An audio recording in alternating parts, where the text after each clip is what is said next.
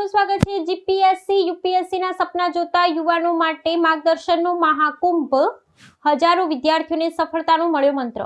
અમદાવાદમાં જીપીએસસી અને યુપીએસસી જેવી સ્પર્ધાત્મક પરીક્ષાઓની તૈયારી કરતા વિદ્યાર્થીઓ માટે પ્રેરણાદાયી માર્ગદર્શક કાર્યક્રમ યોજાયો હતો। લિબર્ટી કરિયર એકેડેમી દ્વારા આયોજિત કરિયર ગાઈડન્સ ટોક શોમાં હજારો વિદ્યાર્થીઓ અને વાલીઓએ ભાગ લીધો હતો।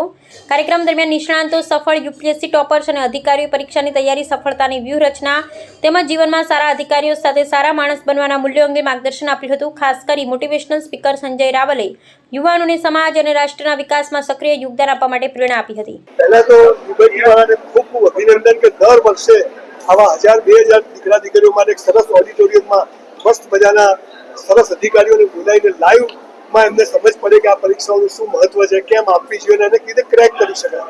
અમારા જેવા લોકોને બોલાવીને બીજી બધી વાતોથી માણસમાં કોન્ફિડન્સ કેવી રીતે આવે એની વાત કરે છે। એટલે હું માનું કે લોકો યુપીએસસી જીપીએસસી ક્લિયર કરે એની સાથે એક સારો માણસ બને અને સમાજમાં કંઈક એચીવ કરે એવી જે એમની ભાવના છે। 50 વર્ષથી આ લોકો પબ્લિકેશનમાં છે, 25-26 વર્ષથી આપણા ક્લાસીસ ચલાવે, કેટલા હજારો છોકરાઓ દીકરા દીકરીઓ તૈયાર થાય છે। એટલે મને તો બહુ જ ખુશી છે કે સૌથી મોટું આ સમાજ સેવાનું કામ થયું છે, થઈ રહ્યું છે અને એમાં મને પણ આવવાનો ચાન્સ મળે છે। મોટિવેશન સ્પીકર તરીકે કોઈ સારો પ્રસંગ આજે શેર કરવા માંગશો? વિદ્યાર્થીઓ છે આજે, શું કહેશો?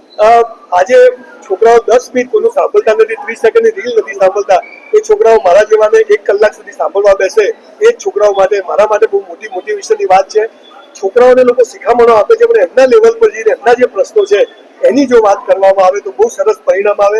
આ દેશ પાસે આજે સૌથી સારું યુથ છે પણ એનો પ્રોપર ઉપયોગ થતો નથી અને આ ઉપયોગ કરવાનો પ્રયત્ન આ લોકો કરે છે, એ જ સૌથી મોટું મોટિવેશન છે। સુષભ પટેલ છે, હું મેનેજિંગ ડિરેક્ટર લિબર્ટી કરિયર એકેડેમીનો છું। આજે દિનેશ હોલ ખાતે જીપીએસસી અને યુપીએસસીની પરીક્ષાની તૈયારી કરતા લગભગ 800થી પણ વધુ વિદ્યાર્થીઓને માર્ગદર્શન આપવા માટેનું સેમિનારનું આયોજન થયું। એમાં શ્રી સંજય રાવલ સાહેબની ઉપસ્થિતિમાં વિદ્યાર્થીઓને ઘણું સારું માર્ગદર્શન પણ મળ્યું।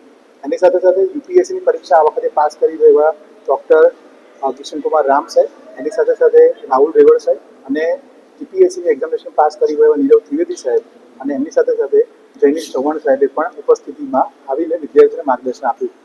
આજના માર્ગદર્શનથી વિદ્યાર્થીઓને ભવિષ્યમાં આવનારી જીપીએસસી યુપીએસસીની પરીક્ષાઓ, જે ખાસ કરીને ધોરણ 12 પછીની પરીક્ષાઓની તૈયારીઓ કેવી રીતના કરવી, એની સાથે સાથે તમારે કેવી રીતના વિષયની પસંદગી કરવી જોઈએ, તે ઉપરાંત ગ્રેજ્યુએશન પત્યા પછી તરત જ તમે આ એક્ઝામિનેશન પાસ કરવા માટે તમારે કોલેજ દરમિયાન શું ધ્યાન રાખવું જોઈએ, આ બધી બાબતોની ચર્ચા કરી।